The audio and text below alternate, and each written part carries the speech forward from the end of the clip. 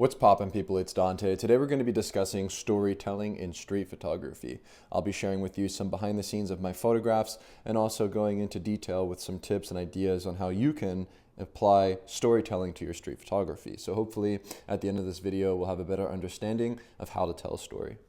And so I find that the best street photographs, they tell a story. They have the viewer leaving an impression on their eyes, on their heart, on their mind, where essentially the photograph should be visually impactful and emotionally engaging. In order to tell a story, it's not necessarily going to be something that's heavily reliant on a compositional decision or the visual game of making a photograph.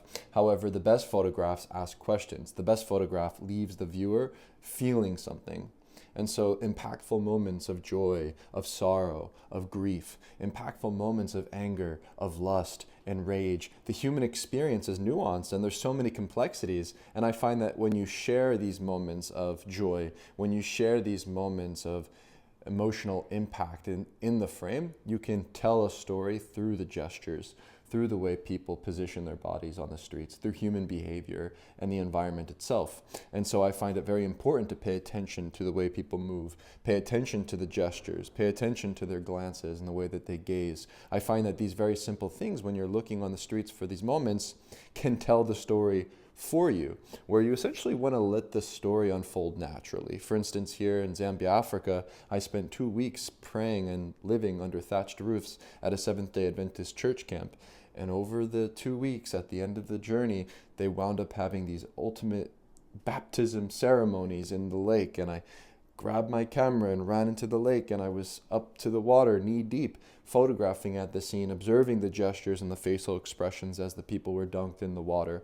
And I noticed the gesture of the preacher holding his hand up high before the dunk, and recognized at that moment that this was the decisive time to press the shutter. And so essentially in this photograph, you can see the gaze of the man on the right hand side, and this tension is what elevates the frame. It's the tension of his eyes, as you can see there in the photograph. And I find that ultimately these small gestures, like the man's eyes that are closed and the hand here that's up in the air, and these different hands that are on the men, these repeated gestures, these human behaviors, these gestures, these facial expressions, these very simple things can actually uplift a photograph and make it more impactful, simply due to the fact that you're there and present and observant of these moments. And I find this to be the power of storytelling in street photography. It's something that happens very naturally. It's not necessarily something you can contrive, but you must be a fly on the wall, kind of like this fly here on the photograph. You can see there's a fly here.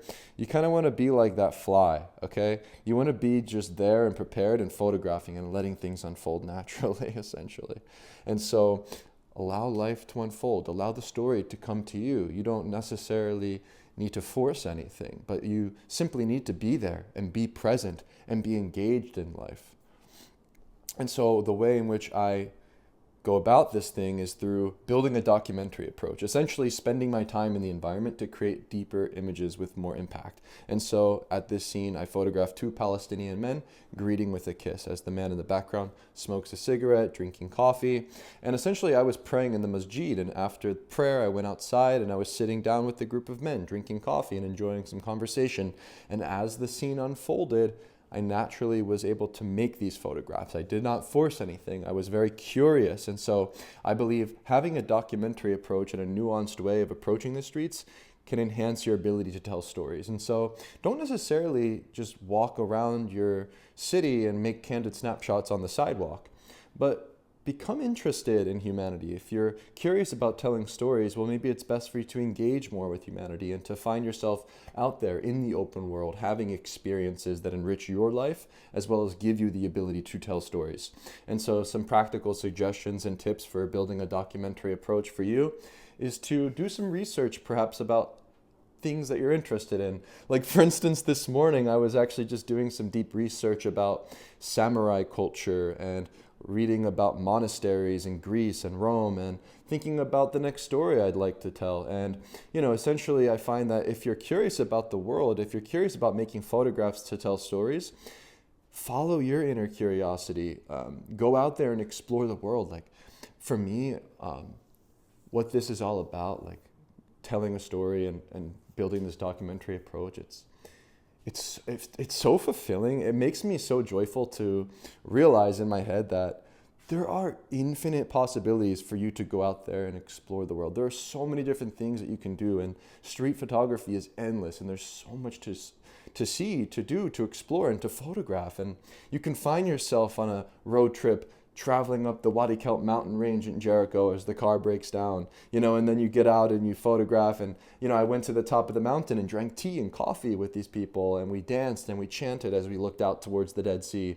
And I've had many experiences throughout my life because of photography. And I find that naturally through my exploration in the open world, I'm giving myself the ability to tell deeper stories with my photography.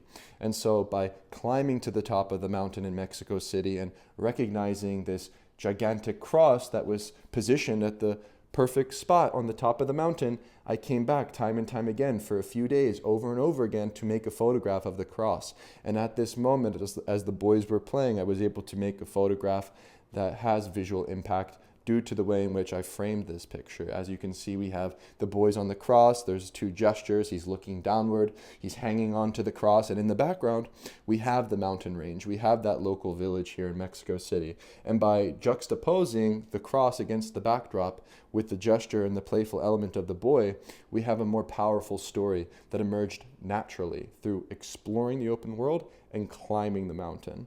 And so simple moments can also be used to tell a story where, this is not necessarily a dramatic scene, but this is here in my hometown in Philadelphia of a woman maybe resting as she's working. You can tell by her gesture and her facial expression that she's a bit more tired in comparison to the joyful, vibrant energy of that Ferris wheel in the background. So finding symbols, finding these elements and these different environments that you can photograph within can also enhance your ability to tell a story.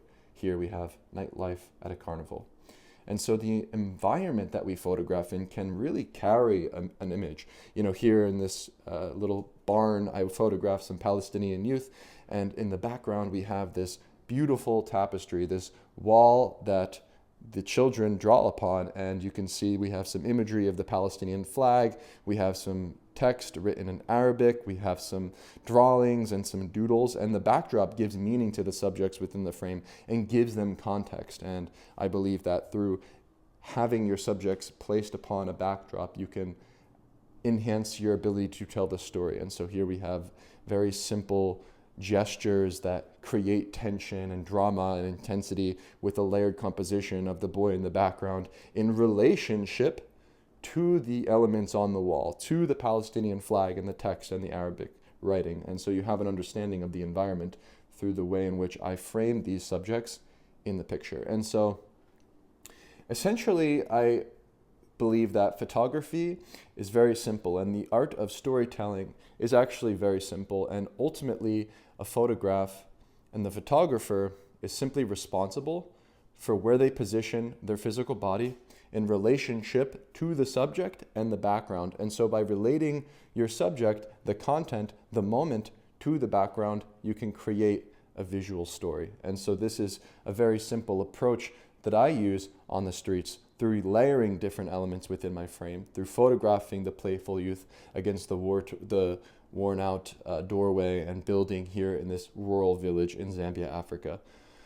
And so tense moments of conflict and tension, these things can become emotionally charged and provide the viewer with more impact, asking questions about what occurred at the scene. And so through looking at the gestures and expressions and the facial sort of movements and human behaviors, we can create a more impactful photograph. And so at this scene, as the house fire emerged from the background, I photographed the youth in Baltimore in the foreground in order to tell the story as they're gesturing, covering their face with the shirt from the smoke, and we have somebody emerging from the smoke in the background, and you can sense this emotion and this impact of the photograph due to the way I framed the composition with the boys in the foreground in relationship to the smoke in the background. And so these tense moments, these different elements that make up our frames can ultimately be what makes or breaks the photograph and tells the story, where the gesture of this man here on the ground in relationship to his hands and the man on the back in the background tell the story of the scene. We have people looking and gazing, and there's so many different elements within the picture that uplift the photograph and cause this sort of tension throughout the frame, where you're wondering what occurred before and after this moment. And so by layering and creating a photograph with depth from the foreground, the middle ground, and the background, you can create this dynamic tension within the frame where the photographs almost feel like a frame from a movie, and each layer tells a part of the story. And so I find that by finding myself on certain street corners or bus stops, like here in Baltimore at the bus stop, I observed this scene and I allowed the story to unfold naturally as I waited and observed as this boy was playing, waiting for his bus, coming home from school. And the man smoked his cigarette here at the scene with his crutches on. And I was able to photograph with layers, adding depth to the picture by not just photographing one of the fleeting moments, but 3 different elements within the frame, from the man with his crutches to the boy here in the middle ground playing against the wall, and the woman there in the background waiting for the bus. And so by layering these dynamic moments and combining them in one single frame, we can add these sort of layers to the picture that tell the story. And I find that some of the best photographs are mysterious and don't necessarily share what life is, but what life could be, and add a sense of mystery and imagination for the viewer, where silhouettes and shadow play can add mystery and drama to the frame. And there's an intense moment here on the street here in Philadelphia where I photographed a man with his rooster, which is just a very strange moment and adds a sense of mystery. But due to the way in which the man was gesturing, looking upwards towards the sunlight, we have a more powerful, impactful moment where you ask questions about this photograph, and it's something a little bit more curious, and it has the viewer connecting different dots between the gesture and the rooster and wondering what's going on in the frame, where mystery invites deeper engagement to the picture, where you don't necessarily need to explain everything so blatantly in your frame.